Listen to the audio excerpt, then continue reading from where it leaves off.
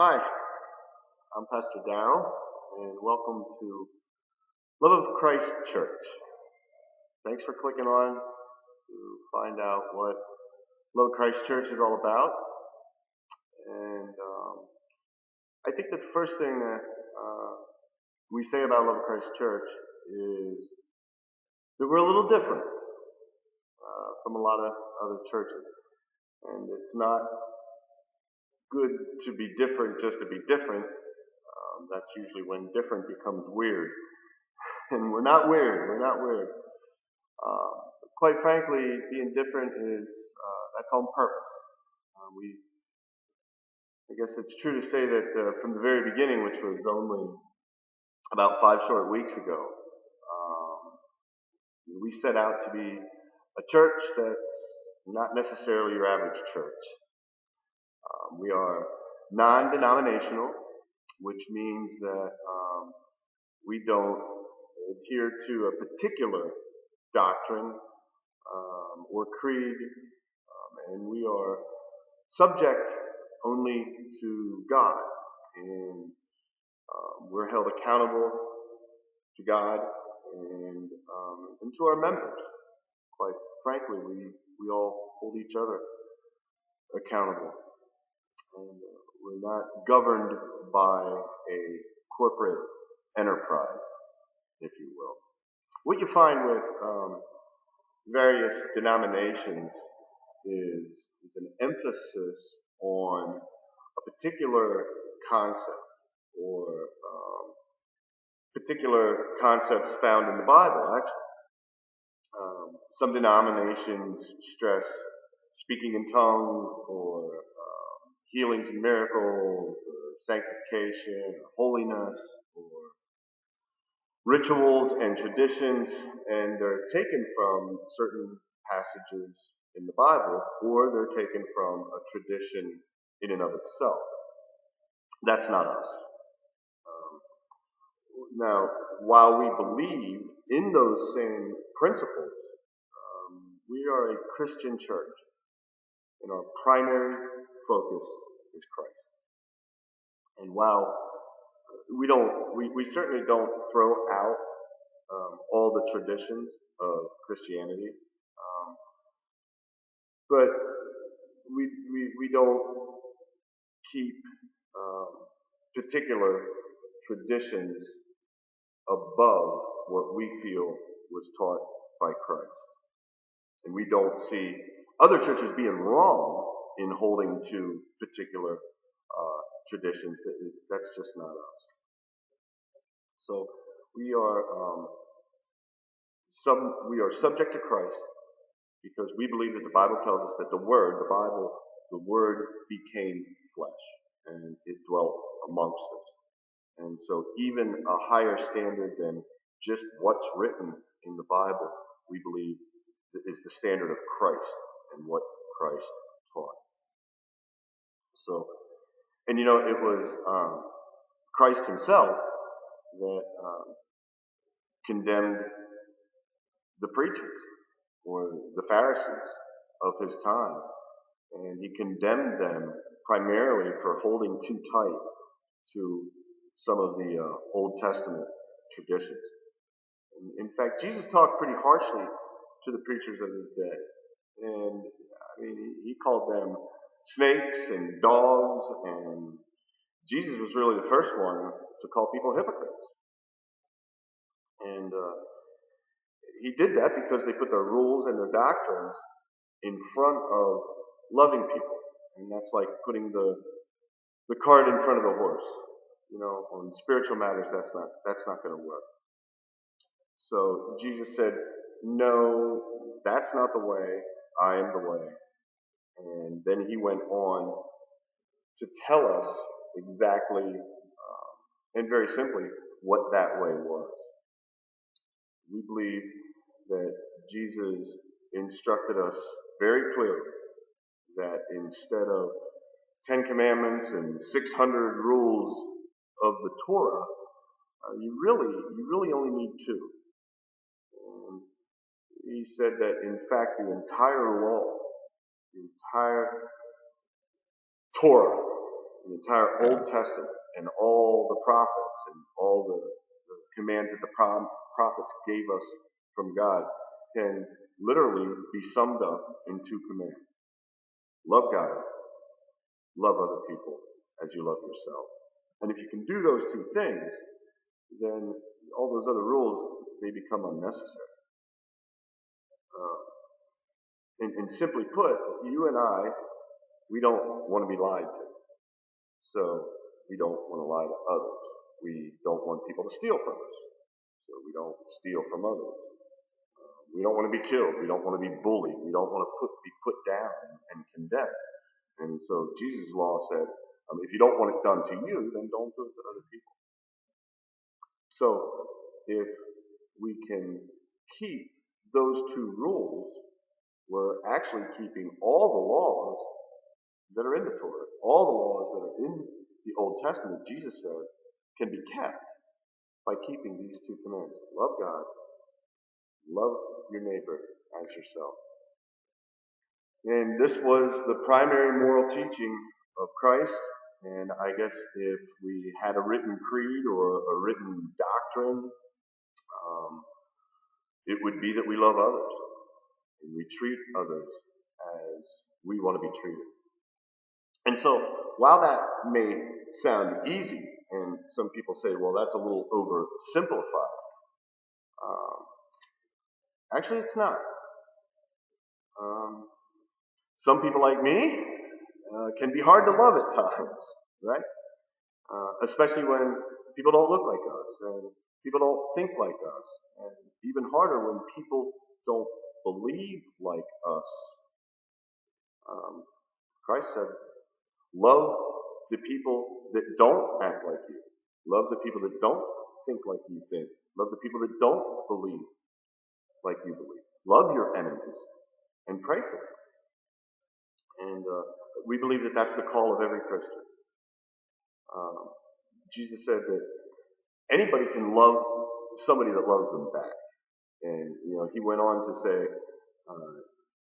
even the politicians can do that. It's not hard to love the lovable. Jesus commanded us to go a step further and to love the people that don't believe like us. And while that might sound oversimplified when we say loving people as we love ourselves as being the rule, it's a pretty tough rule. And we kind of struggle together as a community, as a church, to live out that command of Christ in our lives. So we believe in carrying on some of the traditions of the church as long as they don't get in the way of us loving and caring for our fellow man. Then we're going to put tradition aside and we will try to work out our differences with other people through those commands of love. It's no secret that overall people don't go to church as much as they used to. And I think that kind of begs the question, why not? And I would suggest that people haven't become more anti-God. Most people that you poll nowadays believe in God, but most of them probably don't go to church, probably because of the people and the traditions of the church. Primarily, people don't go to church as much as they used to because of a lack of love from the church. It's not necessarily because they're resistant to God. And the truth of the matter is, I think that most people didn't leave the church. They were pushed out by people that held their traditions higher than they held their command to love one another. I mean, think about it. Why would anybody leave a place where they felt welcome? Why would you leave a place where you truly feel like you're loved for being the person that you are? Why would somebody leave a place that accepted them, not just welcomed them? All churches welcome people, but accepted them for the person that they really are. Why would you leave a place that made you feel part of that place? The truth is, most wouldn't, because one of our basic human needs is that of community and of friendship. And we like to belong to something. And tradition says, well, if you're not like us, if you don't dress like us, if you don't wear your hair like us, and if you don't follow the rules of our doctrine, well, then you're a sinner. And so you can't really be one of us. You can't play the piano, you can't sing on Sunday morning. Oh, you're welcome to come and give us your money. You just can't fit in with the real church because you're not a real Christian. Hogwash. We don't believe that at the Love of Christ Church, and we don't live that way around here. We feel that the way that Jesus did, that you are not only welcome at the Love of Christ, but you already fit in at our church. We believe that because we know that the church can't fix any issue that you may have. That's not our job. That's not our job. Our job is to tell you the good news of Jesus Christ and to love you as a creation of God. To say that you're flawed, to us it's like saying God made a mistake. And we don't believe that way. So we trust God to deal with you on your issues, and we all got them, trust me. The preacher got his, and every other preacher got theirs, and we have our things that God wants to help us with. But see, that's the point. God will make any necessary changes in your life, not the church. We're here to love you now, the way you are, and to walk beside you, and to help you, and to encourage you while we're being perfected by God. We're not going to wait till you're perfect and then say, hey, you can come be one of us now. That's not the way it works. That's not the way Jesus did it. It sounds great, right? But, you might be tempted to ask, it almost sounds too good to be true. Is that really how your church is, Darryl? A lot of churches say that we're all welcome, and they say that, they're going to love us. But then we get there, and even before we leave the building, we can see people looking at us funny. We can see people whispering about us. We know that we don't belong, and we can feel it. I know exactly what you're talking about. I felt it. And that's kind of my primary job around here, I think, other than preaching the gospel, is to kind of set that standard and make sure that I constantly remind, every Sunday, I remind people about the love of Christ and those two commandments of Christ. So here's the thing, please don't give up on God because of people. And please don't think that all churches are the same. They're not. And is it true? Is our church really like I say that it is? The best thing that I can tell you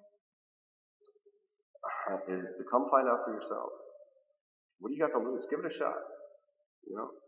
But please don't judge our church based on all the other churches. And please don't form an opinion about us unless you experienced it for yourself. You owe it to yourself to Believe what you believe based on your own terms, not what other people say. So, hey, we already love you just the way you are. We'd love to have you at church sometime. And thank you so much for listening. The next video that we're going to put out is not going to be one of my favorites. The next video that we're going to put out will be about the pastor. Oh, help us, Lord. God bless you. I hope to see you at church.